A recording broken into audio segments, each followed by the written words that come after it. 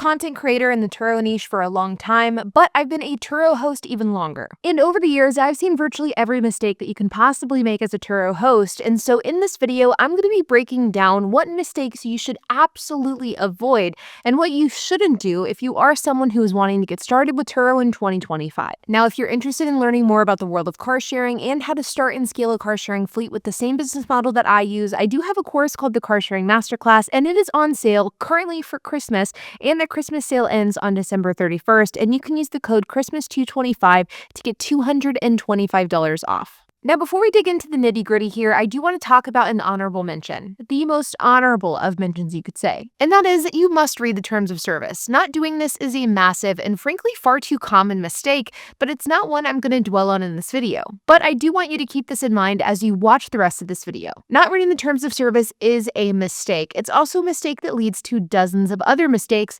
but it's also a mistake I'm not going to focus on today. And so with this in mind, the first thing that I want to talk about is key exchanges and vehicle handoffs.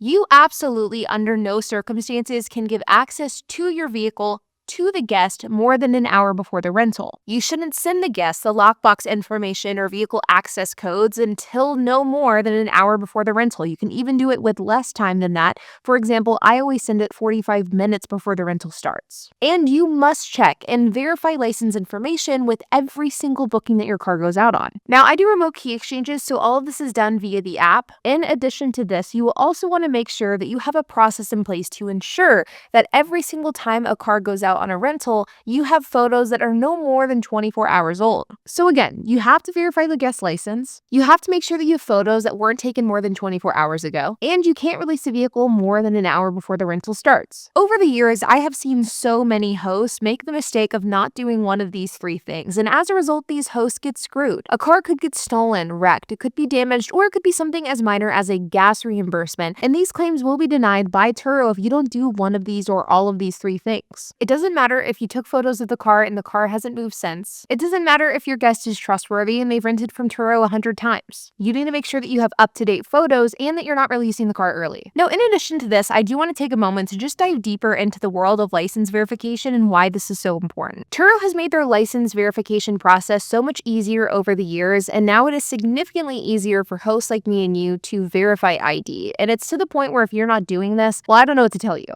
About a year and a half ago, maybe a bit less, a guest booked my 2015 Hyundai Elantra GT. This was a guest that booked her car. He didn't immediately send his license information, and my husband and myself were reminding the guest multiple times to send this information, which he never did. The guest didn't end up sending his license information until right before the trip was supposed to start, and not until he actually got to the vehicle. When we received the license information, we looked at the photos, and we had the suspicion that the license was fake. We contacted Turo, they looked at the license, and they agreed that something wasn't right here, and most likely it was either a fake ID or as a doctored photo. So they ended up canceling the trip. Now, unfortunately, this was sort of a worst case scenario because at this point in time, the guest was already at the car. His trip is canceled. We hadn't sent him the lockbox information, but he is super mad that his trip has been canceled. Then maybe 5 or 10 minutes later, we get a notification that this car has left our parking lot. The guest had taken the car. What ended up happening is this guest ended up breaking the lockbox, getting the key inside of the lockbox, which has never happened in 8 years, and then he ended up taking the car. And then maybe an hour and a half, 2 hours later, this guest was found 2 towns down and he was arrested. Even though the car was technically stolen outside of our reservation window, because it was a would-be Turo guest, Turo was awesome during this whole process, and had we not done our due diligence and protected ourselves,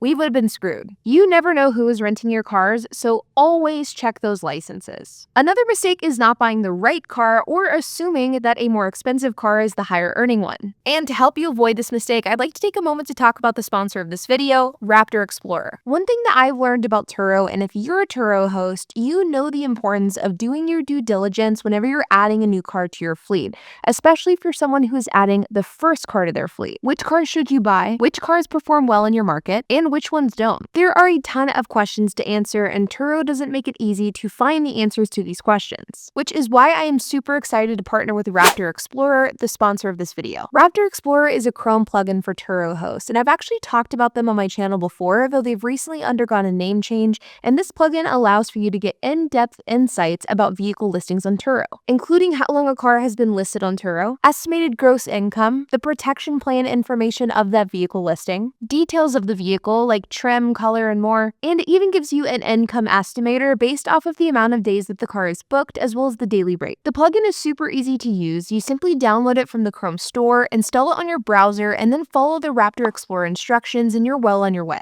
At $29.99 per month, you can get data on up to 2,500 vehicles per month, data that is currently inaccessible to most hosts, especially for someone who doesn't have power host status. Raptor Explorer is a great tool to use for those Turo hosts who are wanting to explore which cars may do well in their market and get valuable insight into cars before you actually add them to your fleet. If you want to check out Raptor Explorer for yourself, you can do so by clicking the link down in the description below. The next thing that you absolutely shouldn't do if you want to start a Turo fleet in 2025 is also one that I think is somewhat controversial, but it's also a hill that I will absolutely die on, and that is that you should not be emotionally attached to your car. I've been told in the past, Aubrey, it's easy to not be emotionally attached to your cars whenever you have low value cars. but I think what people oftentimes forget whenever they criticize me for having lower value cars is that I still have hundreds of thousands of dollars worth of cars. And I think it is only natural to feel a little bit of an emotional attachment to something of such high value. But if you want to start Turo and if you want to be successful at it, you can't do this. I firmly and strongly believe that if you want to be successful at Turo and keep your sanity at the same time, you have to learn to not be attached to your cars and also learn how not to respond emotionally to your vehicles as well. And if you have a car that you are emotionally attached to, you should not put that car on Turo. I see hosts all the time getting upset with guests smoking in their cars, damaging their cars, late returns, guests lying. And the truth is, if you want to have any sort of longevity on Turo, you can't care about any of this. Sure, when push comes to shove, I would absolutely rather have my cars returned in perfect condition rather than in poor or dirty condition. I'd rather not deal with a late or missing vehicle. But I absolutely will not lose sleep over a missing or late returned car. I will not skip a beat over a car getting smoked in. And I'm not going to sweat it one bit if I catch a guest lying. And yet, I sort of think that this is the best thing about Turo because Turo is set up in a way in which if you follow the Turo terms of service, all of these different aspects and stressors that may worry you as a Turo host, they'll be handled. And so while it absolutely is inconvenient, and again, I'd rather it not happen,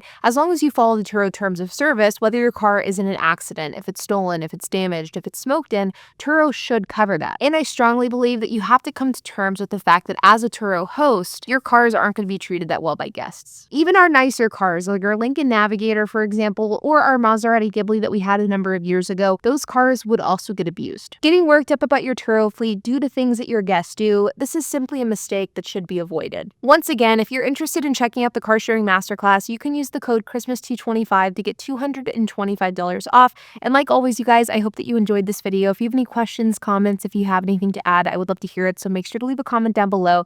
And while you guys are at it, make sure to hit the like button, hit that subscribe button, and hit the notification bell. And I will see you guys in the next video.